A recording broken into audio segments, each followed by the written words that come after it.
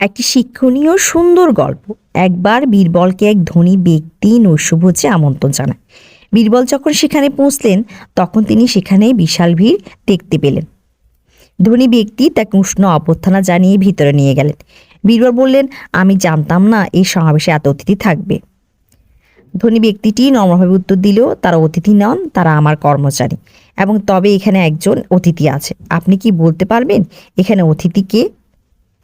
বীরবল বলল, আমাকে একবার সুযোগ দিন। বীরবল ধনী ব্যক্তিটিকে তাদের একটি কৌতুক শোনাতে বলেন এবং বীরবল তাদের পর্যবেক্ষণ করবে। ধনী লোকটি কৌতুকটি বলল এবং সবাই খিলখিল করে হেসে উঠল। সম্ভবত এটাই ছিল বীরবলের জীবনে শোনা সবচেয়ে বাজে কৌতুক। এবার ধনী লোকটি বীরবলকে জিজ্ঞেস করলো, এখন আপনি বলুন এখানে অতিথিকে। বীরবল একজন লোকের দিকে ইঙ্গিত করে বলল, ইনি অতিথি। একথা শুনে ধনী লোকটি খুব অবাক হলো।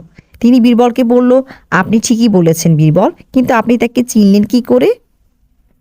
বীরবল বলল, আপনি যে কৌতুক বলেছেন তাতে কেবল আপনার কর্মচারীরাই হাসতে পারে, কারণ তারা আপনাকে খুশি করার জন্য হেসেছে।